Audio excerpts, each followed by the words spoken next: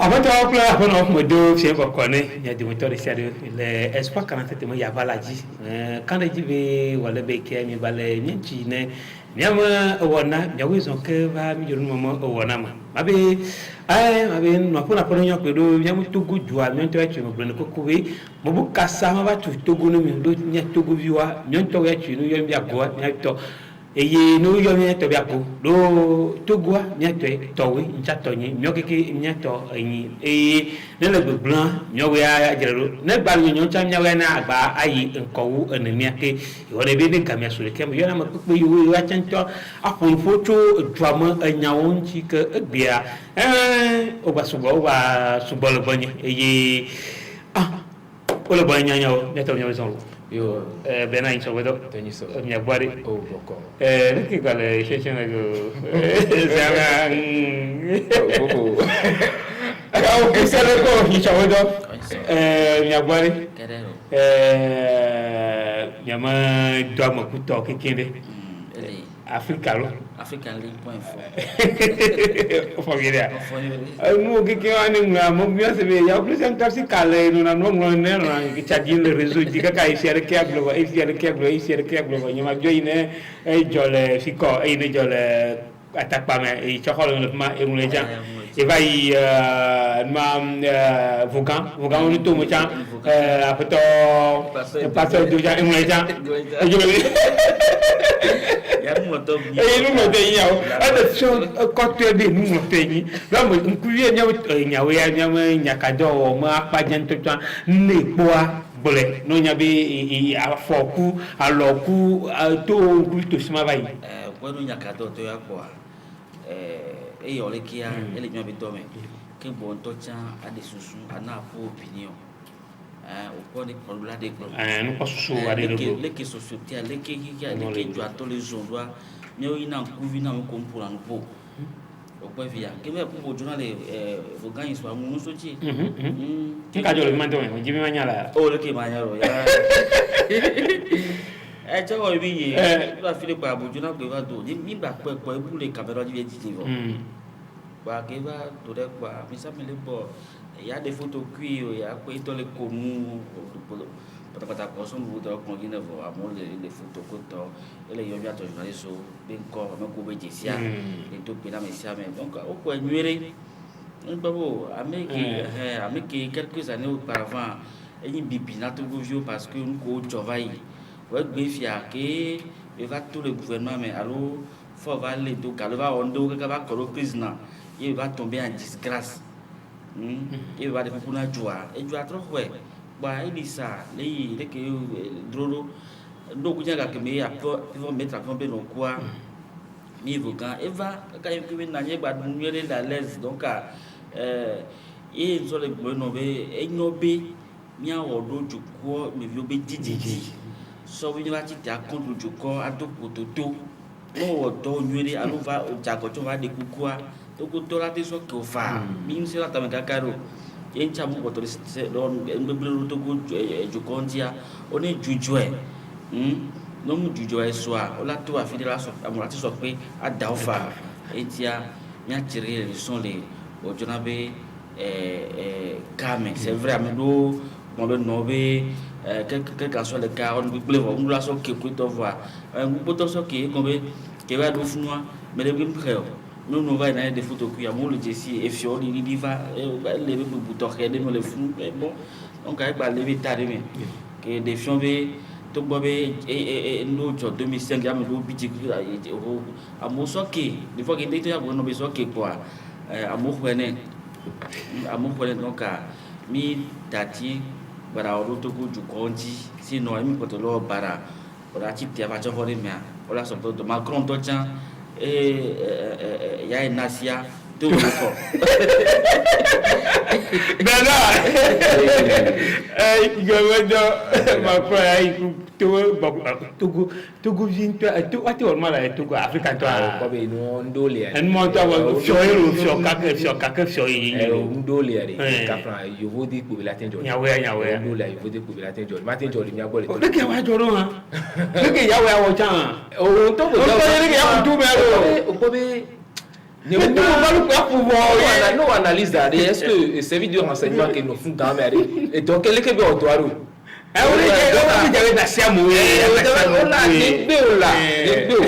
l'Afrique nous avons le président on a filé à flammer ko la va fun qui nkure na wajiro de ko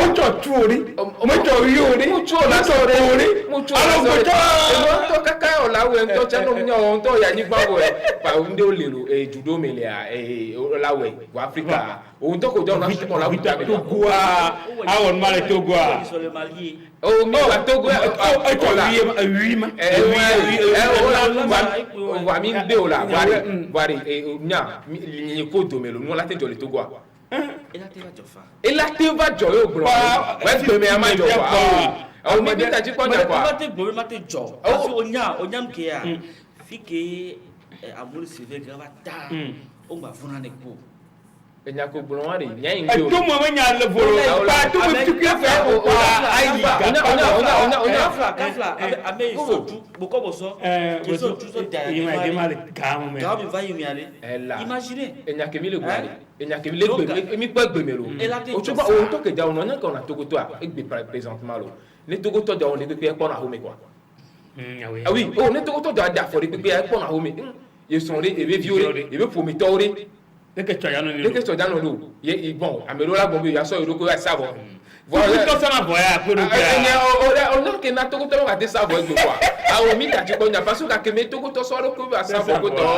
e ba yivo quoi parce que ouais gbogboro egbe par exemple no togo vi o le kasi ko to vi bolo to no bi yo we ba ya yo pa le de kai to chumo ni yo de pe to so me na yo ya gba continue no wa même dilado le to chane wa be vi ko dilado ko de le ki ba fo ba ya egbe no wa be vi ja da fo me vinye mi we wo wo bleu avant ça molo mayi bi avec savon a ya to aussi tout moi bien pas bien ya be ya tout le ka pa to ale kwa a ti ka kan ka si fo wi ne o pe mi dero mo avant ça to go si ya ola wo ba ke no so bo ko bo so a e tu ko beta alors que les gens et tu as fait l'or ça ya ga vai ta tu da se me so to vu ya ro tu mo nya tu a to vu nya we o si be ja gwa me e ja wu ju pro la ro fo to le su ne su ba da tonton yi va ai na ya wa yi be e ja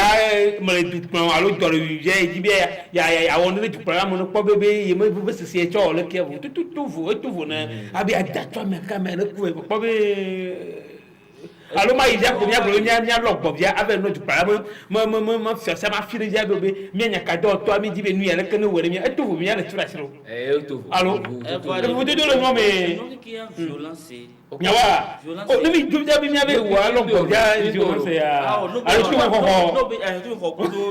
oui ko c'est la violence elle est grave terrorisme mi yele la yo violence ni choju ba wala yo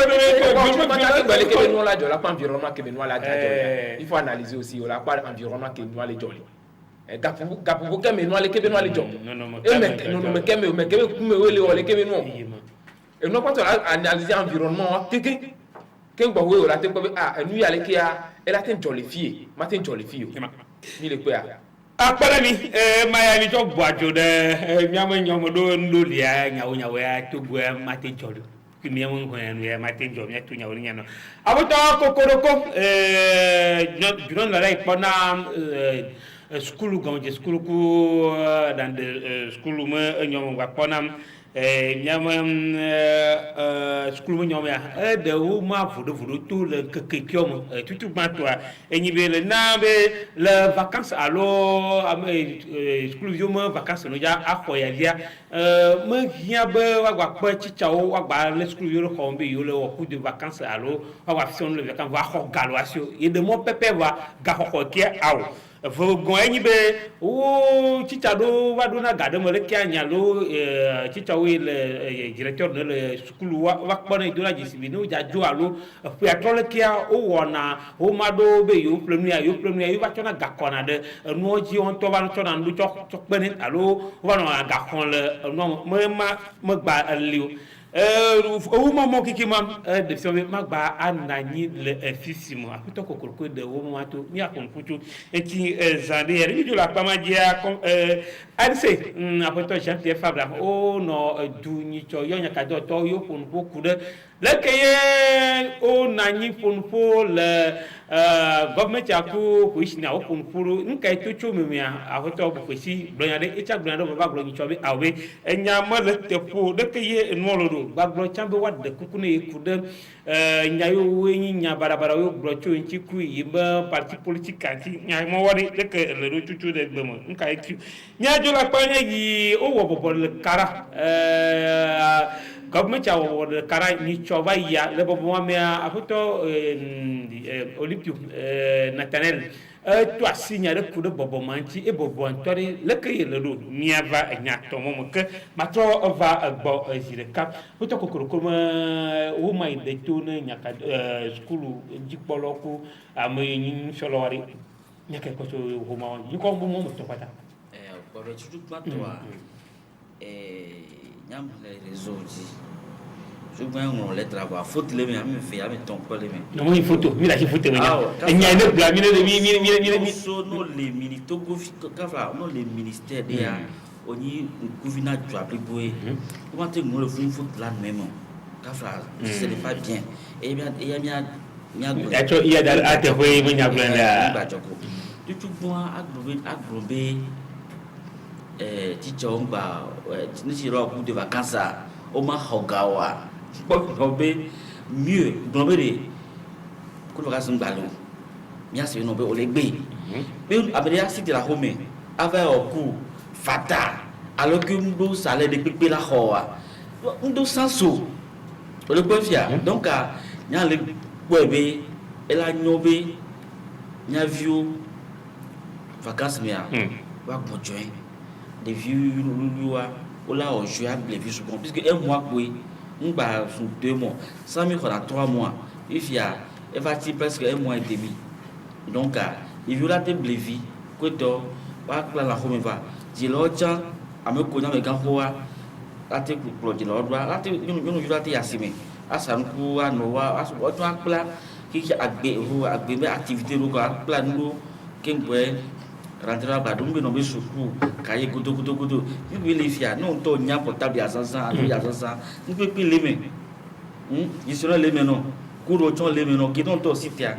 il y a ce qu'on appelle les autodidactes il y a plein de gens qui want mu nya ti chova no want to titia o la ti former de kuka anu birfa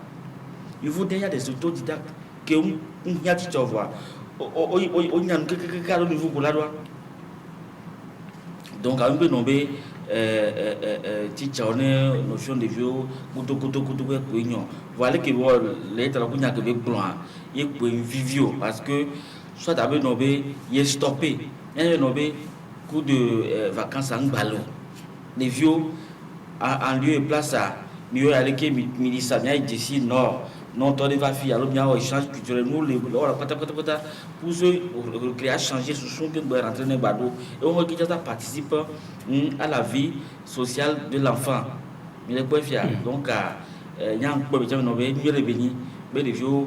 vacances va tatika éviter ne wa blevi mbi wa wo gbevun wa blevi wa plan le wa jirogbo mi a plan vie active ne etoni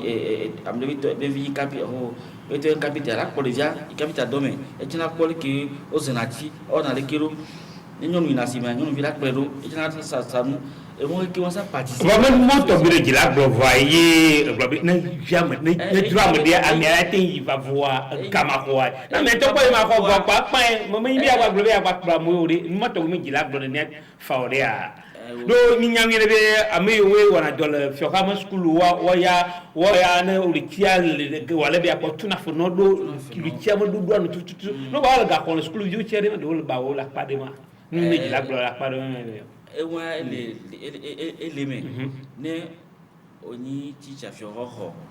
o le ho ga we ti kwa vacances me a o le ju fe na wa o cha ba igbonje ngba sitebe no be ya ba ho le yoto 200 so pe o na o wa privé que o tu na fena les vacances que tu as o de be o de vacances payant payant de façon gérée avec moment de 17 ans. Voilà, nous, toi, nous avons des journées ponctuelles, à se reposer, à se refaire, qu'on peut reprendre cahier. Enfin, oui, il m'a niaoué, il va bien. Au point il n'y a que à péto kokoro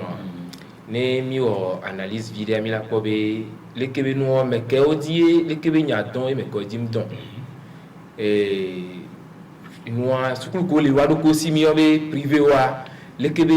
no me alunya mu don wa din to kro do wa privé ko le par exemple mi la ko be so we tride ko on a 12 sur 12 privé wa no tuno gwa ni we tramewo le PME we terme no tubulo amelo tunaka tuna masirike kwa ke o les vacances mais vacances ya les vacances ya kwa salaire mbali ni asio kwa chicha gogoro wa ona mi la ko garu e baba chicha gogoro wa kuna zemija kusube ya tem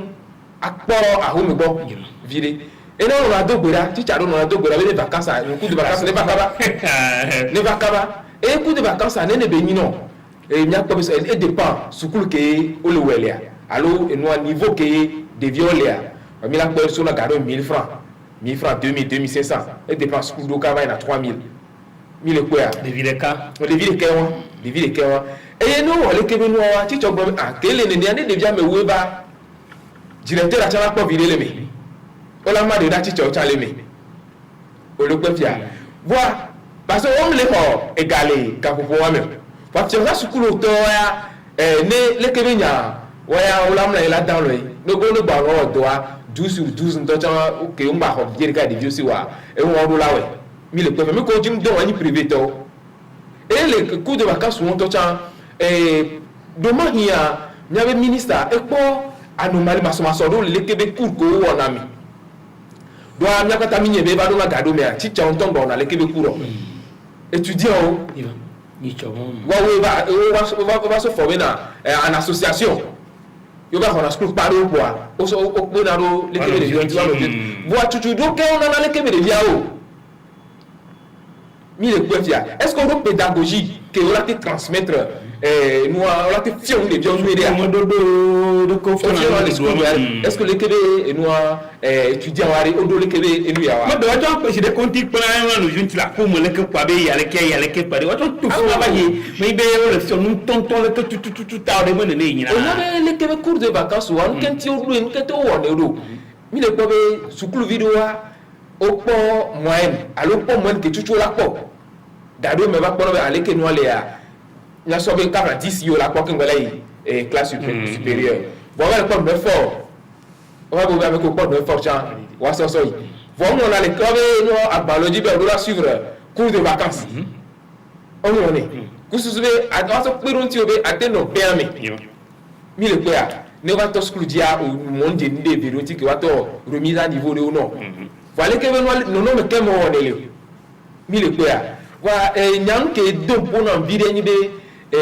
noa le que be nyaya eleva les à la veille si be so la to courdi alors me don to jibo cours de vacances en waro que ngale que be nyaya ba j'aime que yo to jibo yo ko gale de vieux si ko ngale que be nyaya ba ri ma mo kia nyabu ba troval afeto kokoro kuma nya ke gba de to be ameyo re wale be ke mi kwana de video chabe no o gale school do wa o trono kinto ina school bu wa gbo be de dia po Jesse André Aloni Jesse mano tu afida o trova kwana de kinto da ko ma tin yile ti ya wa be nu mala ma ba ko nu ma chane do me de le po maso nu mo na tro gbona mo be awe yu mbale jinmal ko kiamo wa be de video gan la fide wa wa tu be dara fide be ne to no khoma mo ke be le di de vioma mo susu va comme no wa mo pa ploku ko yi de do e mo ya ko be e mo ya me d'accord o po yu futiari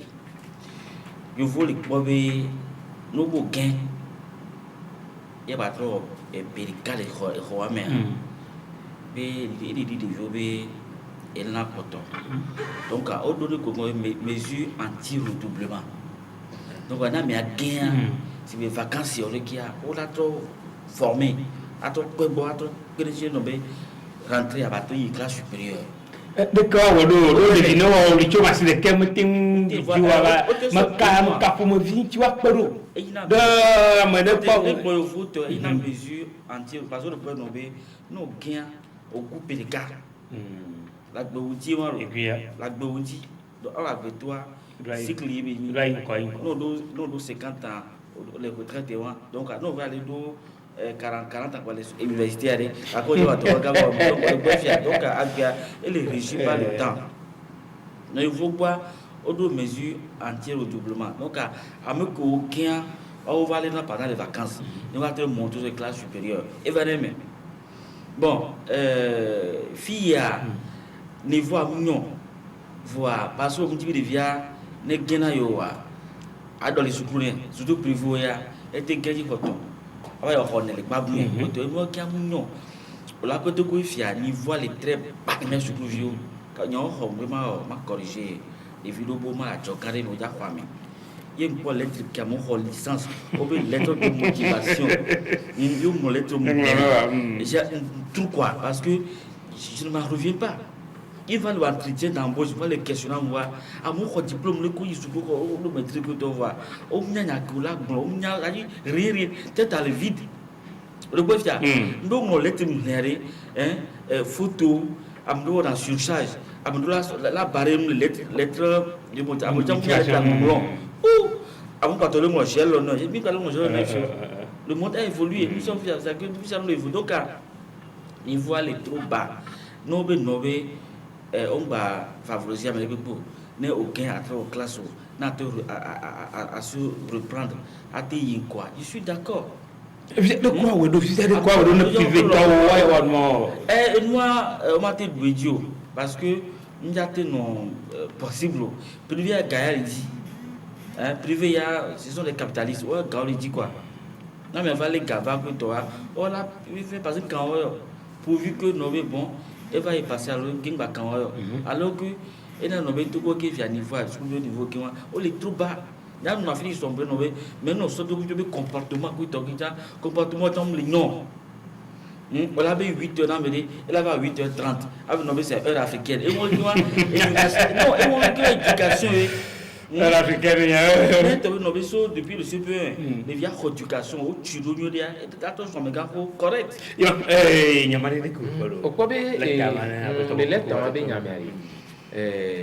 Niaoui. Et les gens. Amérique,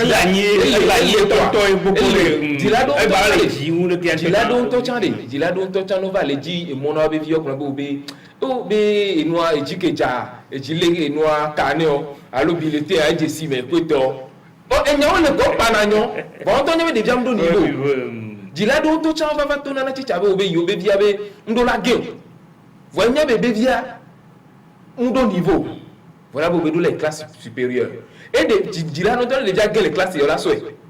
Avec classe bout. Qu'on va dire que nous avons dit et gapo les dit, tu coules d'oléa et gapo et bon, on la formé des via. Mais nous sommes des via et gapo les dit, qu'on peut pas gapo. Il y a voilà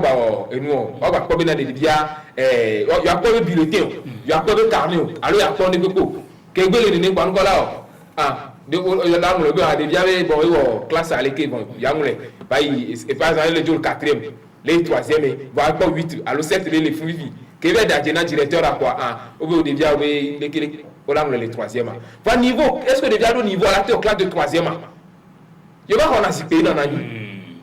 et là on a si pays dans l'année et il y a que ministre pour toi kokoko de toi et il y a nyore béni et il y a nyore béni et tu es directeur de l'école tu as pour et nous ko le on le nyora de via alors il le baranawi wọ́n tó bí gàmẹ́rì nínú wẹ̀nà gàmẹ́rì est-ce que látìmá nù fi kò lè gbé à non ló niveau òbí tọ́bí olé ipò ògé ó kọ́kọ́ sọ ìkílásì bùmẹ̀ ògé ó kọ́kọ́ sọ ìkílásì bùmẹ̀ àpétọ́ kúrúsẹ̀ gbọ̀n fífi jẹ́ ní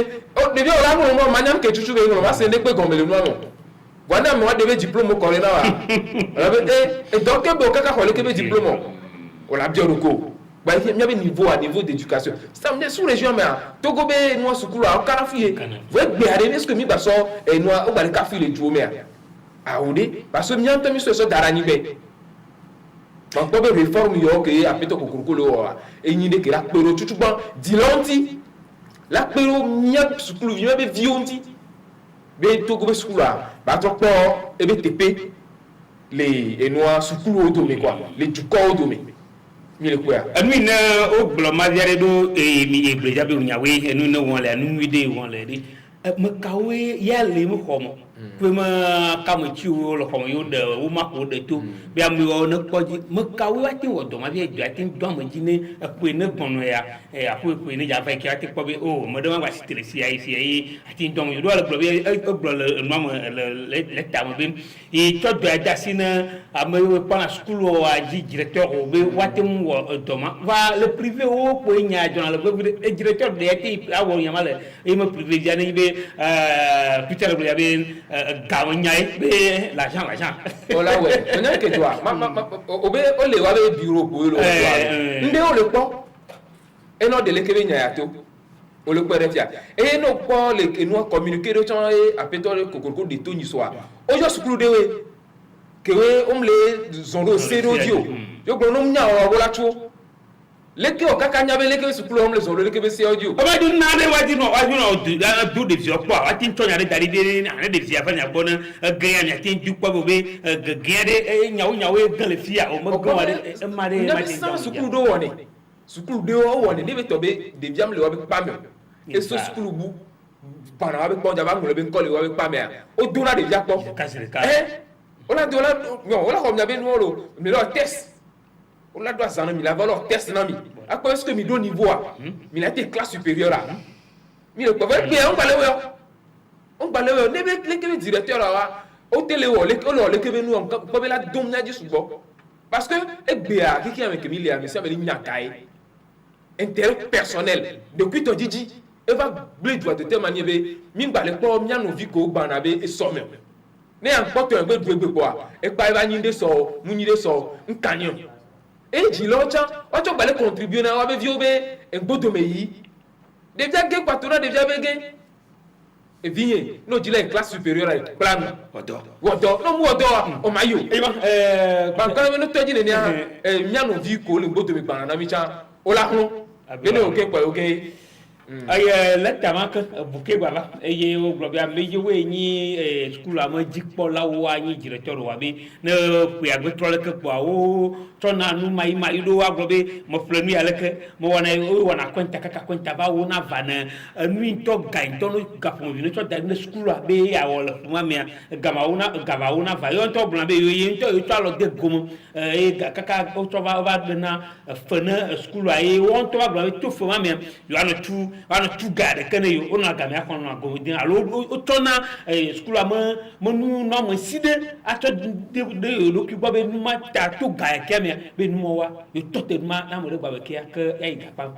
c'est normal on parle de remboursement sur facturation peut-être enseignement ou à louer dans fond dans school garder l'argent les PME parce que besoin ou estimer non il a appelé facteur,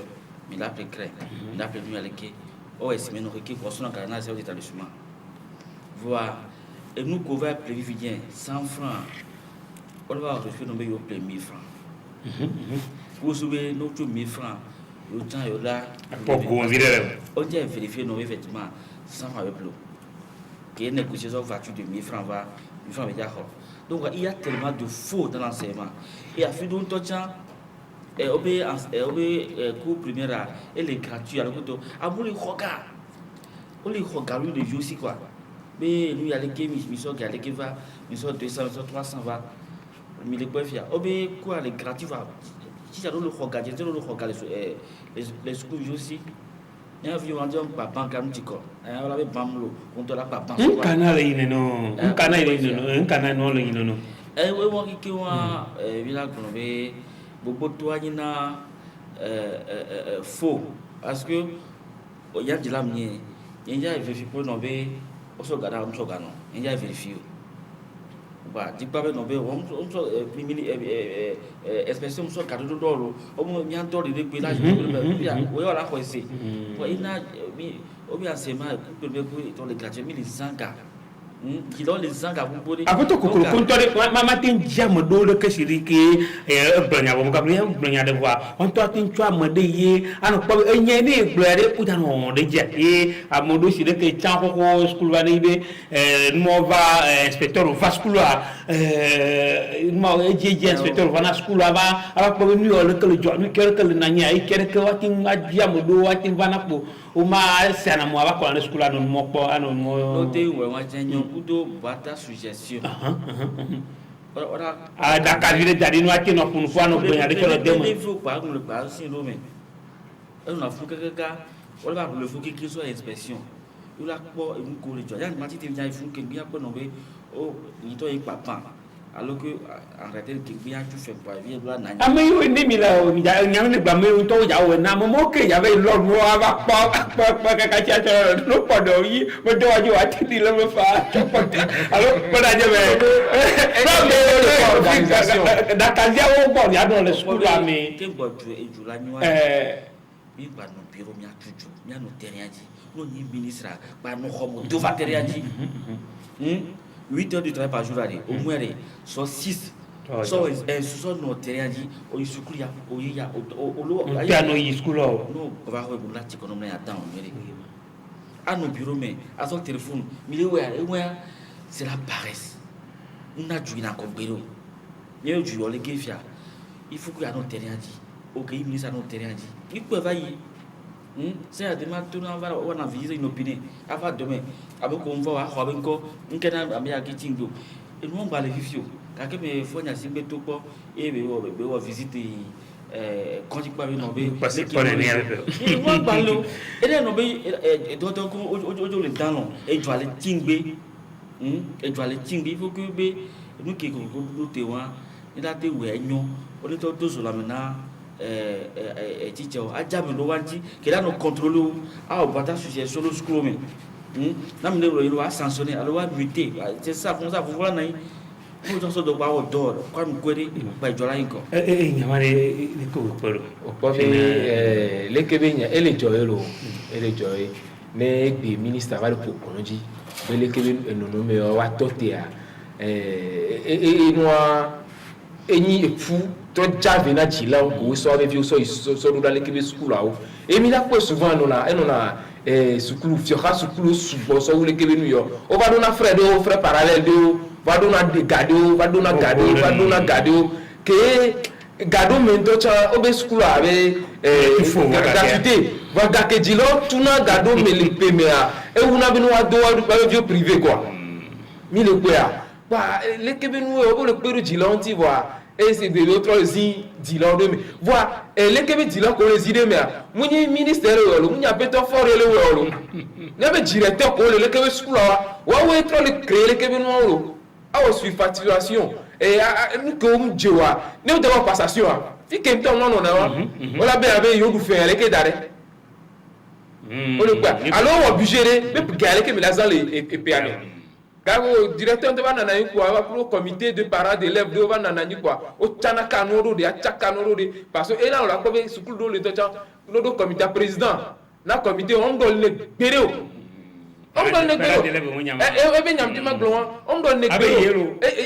ne directeur am jo pawa e chamajo le directeur am jo majo parce que wa me via pour poser le homme no wa gbo jo o yo jila daro nya wa to no peleke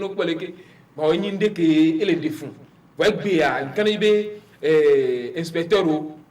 la o do supo enya ke to ka pata no be no pode quoi on signale on rend compte nai mi sa blono no kero denti o ko be no be no directeur régional o ko be nu yom le ya fire quoi on na ne anya le kebe no directeur sur be di poto ko le o le kebe nu ya wa o la sanction mi le ko ya nkan no to san o sanction na me de EVA le kebe no me yawa e la toti e di la chan wa be di la jeme vile mi le ko ya e ya hian yo ya enyi no mo de ye mi nyamire be school ama mo comment dire mo pas mo kakia vacances mais Emile qui là tu on pas yo le cho ga cho le ge nuom ye ne nya de vala wa butam chichi pati woni ki don myo ki eniaji ka miaju la pa ma ji mia yan se mum ni cho yo nya ka do to ye okun fu dem bobo ina owo ulichi am adien pata son ya to ulichi ngo jija ngo jija kaka vai ulichi mi dongbe vaya yo pa bobo avo ti wa tin cho pa bobo si consider veton mo cho gobo apa ani se a be nu ni igbola mo jejo e to le bobo am awo aputo bupisi padua yin jono lai pana nu mutu mo nyogwa be awde be ani se susu gede ye lesi e to le do yo wo no keke won na yo won de pepe no keke bula yo mule de do yo cho daria cho na government ya che ba to be politique me nya o won ma ye ani se ba de tun to be awre be le no eye eyi be ba to asije enyi be le no me nya ka do to bien ya de fudan le ke ye metin po desiye o d'accord be awbe amodo pour barabara o to inchi le gamaye o yo d'accord be amomo la o do la ba de kukune eto asi akono jamagbo Brigitte enyo eto asi tibe to asi ji tutututu ye mo se nyapo joja ma eto asi o jibodo a de kuku eduko asebe imo wonde ko nyori nyaka ni poto jamanjo ni so nyam no kwa menso que meilleure conférence quoi ele plomber Fabre Maro be o le plomber équateur sur la pa itoa ba je e be mon lettre e yo data o e mon lettre be no be e ko so ni wodo ajia o mo lo rojo be no mo lo wodo ya dato nga e averti o aider et ton kuleta et de l'état tous officiels miliki nyato nyao to gakama yo l'état les mêmes bien avant janvier que donc parce qu'il va fukudo ichaibe feu de route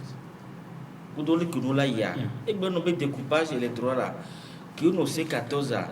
yo otoso no tika yo découpage bien ils sont et qui ont le C14 et nous on est adopté au point d'anglais au moins adopté on le peut faire parce que et bon nommé que nous parlement va ya et yo nombre à peu près yo le 16 alors n'est pas député couteau nombre de ce que dit que nommé on a fait alors on est américain on a été élire couteau ils ont 450 000 voix. Alors que nous sommes américains, les Nord-British finissent venir à Moulessoum, 150 000 voix. Exemple, donc, ce que nous avons eu bon voix, d'accord, ça va finir en termes de popularité. On le peut faire. Donc, il y a des noms, des cas, il y a un nom coranien. C'est vrai, nous le pouvons nommer, je vais vous dire les noms. Et tiens, kudo demekato domaine surtout ne ya ba comme le padre no be padro e pe que les femmes lo le kilo be no be yina mo de boy demekato na ya va gagner élection be que yo les jouer no be y ni traître et nous le camati d'accord na yo be nous on ko le construire dia et il va pas 4% que de valider donc nous qui veut nous on est de kukune kuto de kukune kuto e waya ni mati commenter oui ni awe bwana mi chema jana e ko ati commenter ya no bole sima ya bole nya selefika ameyo ne le nya pon ji bi asenya de kukudo nye ni mayo enya ne o de gua e mi o ya to de mo yabe ni ale ke si de ke ye twasi apamaji globe e de ho madoto o mamode asi ade globe ja tuwa do ale numo de do mo ya o to de ho madodo ne ya e yo o to we de kada ke yo o to al kwamru la numo me de o mamo na de tuwa de o mo to de katete le me o mo so de ka e be ni e ke ya le blanc on les considère. Nka vous blanc quoi? C'est bien né mal de ton. Et ouais, tu as communiqué. Va qui va au conférence de presse ça. Et va do moto. Electrical borda Besia, et d'autres, mais ne occupent pas de caractères, mais t'occupes pas de caractères. Car il y a du temps pour te sauver la joie, et on les trouvera. Les traçants et des taux, il y donc, à ce que l'on veut, et tu vas faire une philosophie. Mais nous, il est que, bon, bien, une toi, tu as l'eau, toi, tu peux nommer, n'est il y a l'ordi. Donc, on va être d'autres tiraillements, et non, il va se retirer. Gakama oli kaka nya bono te ma nya jigi mbo nya ke patu nya ma jigi mbo ti ma tro nya de bagbo pobe noa koto le kebe nu yo dia no pobe asolia madon ediwa ezindio be atole mikaba mi le senya mefia kusube soa on va so agodeje no be nkencho na ni kaka dernière minute kengba wo bajo mi le pe fia egbea enya ko so ni tenu kechibe na kaka keme ede ko mo sigolo kemi ogun fi nya mo wa me yo nyimi yo be de ko mo so fi yo be wole ke est-ce que du kwa nya be ede o mari wa du kwa mu nyon amerique mu nyon egbea est-ce que amerique te segon be nya be o ma wa mi le se me fia bo ane de kaka keme be to ma o parce que mien na parti politique gbogbo le Togo be no gbe to won ajileke gbe to proposition jo gbe to po ji kwa o to na page de ka aolo yo to nu yale kem les onjoro lo nu yale kem les onjoro lo kele le ke yo ja nu yale ke lo nu kan ti gbe me a ngba o le ke be nu du quoi mate second pere ore mi le se me a du quoi mate second pere e nyan de kam le ko chanyi be ne so campagne o be campagne ye alo enu ami le yi amisa me ke no chonbo chola gbon to we lo le ko cho la gbon enya ko la gbon ni amo wa da kan na wa e yo la gbon e so ma gbon me enya ka me ya gbon a e na bom da kan na e apa won chan ko be ezi inua adri wuludo parce que nyang ko me est-ce que pa me parti politique ko pata ke le Togo gbe a bon nya to nya wona nya no lo a me to jiji alo de ku to jiji e pe gba pata do et les nénés non mais est-ce que et so me ari gbe la te ba no du no kaka wala te ba on ni gberia mi le pe fia apeto fabre be no a DM14 kuro apeno brita jamagbo no ba de kuku na yi fifia no de kuku na pe la changer no wa de kuku ju apata la sia gome enya gome no patare mi tachi po no mi gome Togo to ari mo won lo mi fifio kwa fika me sa me la to ne nuke ari pate du gbere ka alo zeve le nkekere kamera de lo Togo to mi tachi po nya won kwa ne mi adezon kwa le enma me ni nya be le apeto ani se me dudu gado mo me el nya ne iblo ya bebe gem kai o wonu ane ya ni po wi ase gado me eni se ye le me dodo me bale ya lo me no gana ma an po nyon to tiak mi le nya ka do to mi po no po na to wi ase ntika kaka ti wi ase va le gbia be le nkana ye agbe o ba chon wa le blombe be o po no po na ti bo de kukuna yo no po mo ti gbe alo no bu to le no agodoa ise nya ka o blo nya mi bi ase nya de nya no tutu lo blombe ko be chaque ni bi ya yo mi ya kwa mbona be fabraro en setoa odo hende contre mo soje podro ko be no poko be ponti ay bono be oni tetre parce que onye que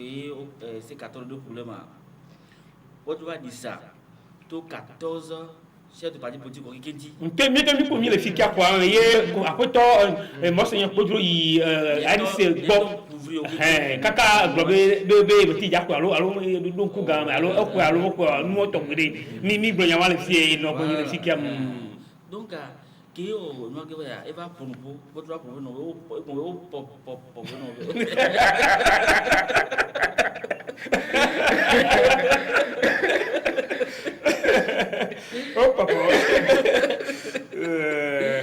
toi et attaquer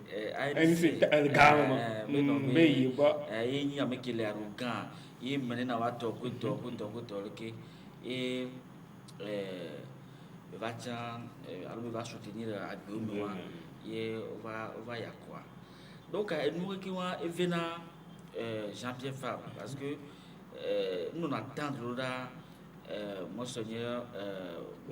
Podrogbo le point fier donc nous qui nyang pobe faute eso akpavio Kabo. minyankia fiki nyaka par exemple nyasuka brige entra kona NC mile kwa fia voa e yakova dade ni mile nya dictature que yi mi yako yi opposition va une deuxième et on troisième on va soutenir deuxième au ma quoi nommer et jouer et on les créer no kai on les créer moi calculer ko mi a créé rapport de force parce que c'est 14 ans et na yo la mode prise na présentement amo le coup amo le to mo onde c'est 14 ans as un proton tout c'est autant tout va yo le prise na dal le amno le cabano ko to donc mais là s'associe à créer rapport de force on doit pouvoir vraiment libérer nos via azawe no bon o be obligé alors mon gordon lo on est wene wa ko o tun la ga dem 14 ans o tun le fun voir nte les ons ba e na be 14 yin gbe to mi makai ba nyana makai tu nyana glomade ma apoto mo se ko duro avec de kukuna NCVia est après no jabia le ni bina de egbeare no apeto mo se ko duro e ja no be avec de kukuna ni mo ponya o wa we o après no visite Damagbo ja no be avec de kukuna apeto Fabra ne par exemple no ogbonya de fifi be no UFC be gabia ne be no Gilles Jean cité be Fabra chan ba de kukuna e do nyakobe kun so intiari fike juale yo e ko na po e ko mele ma comme ko nyaro ka ko bro wini tolo mi ko bro wini to parce que wini chanja gbogbo ro ko wa wantie e ko mi na de parti politique o patari no cité na mbia cité a nyake la gbon la so didi no via parce que ahwa me quoi nyako cho la tin gbon la na be na amwa ko le to nyako la tin gbon mo la ko do e cho la gbon mi le ko fia van de kale ni be ne amese me problème on va de kukuna ya de et fi ko le da jukwado nya jukwa to le vivre na nya mi le kwa fi ko le da jukwado tu ko que les cités les da kono tu ko que les cités no yo mo je na mo mi egbe a on to va le go le on no do we amen va de kukuna jukwa fi ke be le o mi le kwa est-ce que jukwa be intérêt mi le ji fi alo mianto mi be intérêt mi le ji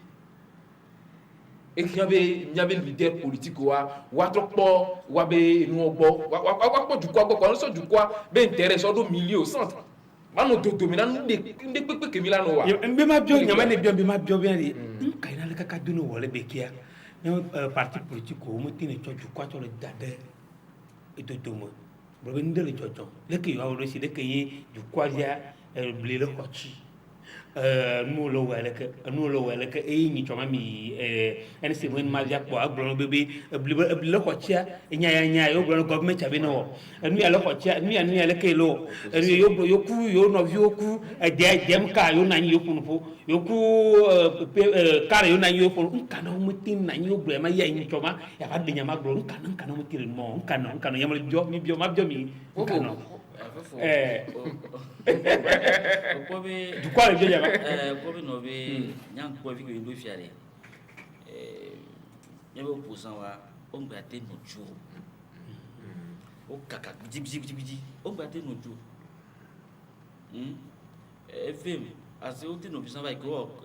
ko to va usan une vieux notice kaka kaka opposition 90 92 va ko so 2005 mais ya kwa no photo qui il faut qu'il les fia on peut até au parler que da du le voix du quantum que va citer aba jibi liberté yo vous ouais pourquoi non be ka liberté ya wa arracher ne on doit non be liberté on te la dit la arracher donc yang ko no parti wa o échoué parce que adoro wa mo wa normalement il a interpellé c'est que moi na yin jono voilà nya long ka am jobe no be on est so évolution do so ko to ko jonti parce que nyam le terraji le ya semi ni ya mo ko la fome nyam le 80 mo lembo de obe no be ka jama ko no ko to jonti ma be no be yo voya o le intelligent ne e nu ko la bois o pone o bona et que pour toi né et si j'ai une quoi et tu n'as réservé mais au sort qu'on a pas pour moi nous va te garder bria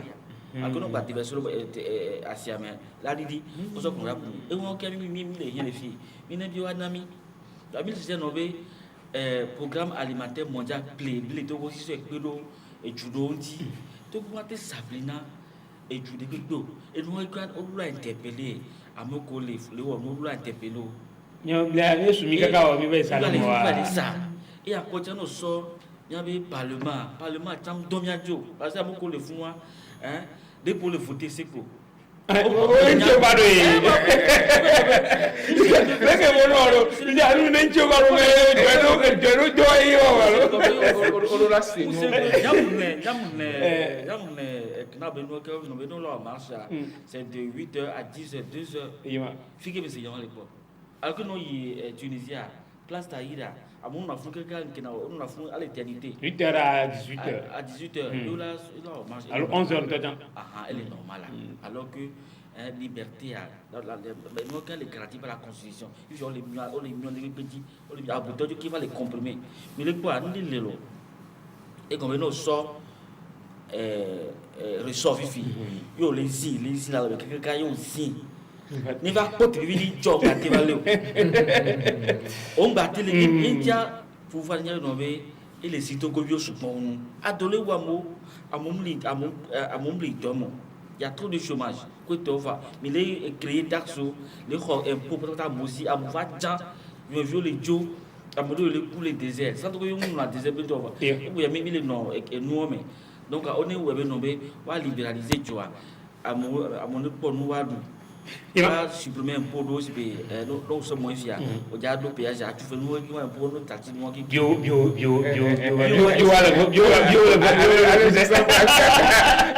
enya ma fika yo opposition le si dia le moment enya no jema ko bina de nyanglo ne kokokolo pa mi blele nyagbo le fie ko opposition on est tachi ko ado ko to jiji o le ko fia wacha on est créer ndé quoi susuo le nyabe ame jemino nyi quoi kafran obe enua on est créer entrepreneuriat bende nous ko wacha la tewo aso ko do anti ke gbogo la te mani o la te ba plojo mi le ko fia ouais militant go le doyen et gam le miasi olo agbeni bandele nous que tu vas te wonu ya leke o ayo ami we le beji yo wa pero wati o la te nyasi na bon no jawo wa manifestation mo pero wanti so edute yo so na leke nous que tu vas te et nous ya ke pero nyanti ade ne mi a créer ne agbeni bare ne anua agbeni ko chama no ami mo le voile pa wa wala na mo gba le du chama de parti de pe la te cité la to eji la no chon to eji egbe no ko be parti ya leke ya ele de susu le leke lo nkan jibe no via chala be camion le wele ka o la ko edumevi gbogbo wa o la tro ro leke ba me agbo o la tro ro de gbo ke ya me acha we le du gbogbo wa mi po be e la fo na dumevi ovire tutu bon ne mo dumevi pata me ko lo parti me e la to fofo no ke mo la gba no ju kwa me bari do ko te didi wari o ne tachi ne wa so ju kwa be enyan so do etoto mero ma be gamia ejole mi agbo no lo yiwa gamia le do akole nya yele li echo da gba ko de kapureko nya bi le yin be mi anya po be no be vi ke bi le fia vi cher agbia ele continent to vio a monter 12,4 no y intérieur et gamlo donc j'aurai des taxes d'ojo ne ba te pero du me jodi wa to di prix na et puis on ne rien wa dégager ko to ko fiami do ko si no subo mi do et to bubure on est irrigation alors on forage on dabli toute l'année et on quand même le well mi so tunaju je vois les très pauvres va tu na faire chômeur oui France ndo oro ndo pétrole ndo le pouvoir o tu na finance ndo le fun nya bo fi no kilo ipon levo nya de susu nya ka tolu wa moko amole kia bi lu bi le kia e nya la romenam donc ce que je no bien que kifia mais no ba khona 1 million to tja que nous le khotia train de jouer la dili donc une piscine ça tam ñu ma le piscine mi le po fia donc on est pas vicher la bo ne watro ne don odo don America to na mi ndu yo vo ni ba manage me vio wa du parce que saison amunyon Quelle bonne saison ne va nous pas. Il faut que bien être extérieur. Ne va nous jouer jeudi. Kudo eta là des tasses d'audio là des péages là des Mr. Twasi enya gbogboroji eye ba we mi ba do nu na gbeto amata penem bena fabo to go daily news eye no mi gbo eye afoto kluse yawo o han no mi gbo wa do no mi do pere amayo we chan le mo godo eye lu punye ku yawo no matata le va mi agba va do nu na gbeto amata pene mi adu to de sedo no nya kaka do no ole be ya ni ko go do agba yi zan ke mi tagba ngiro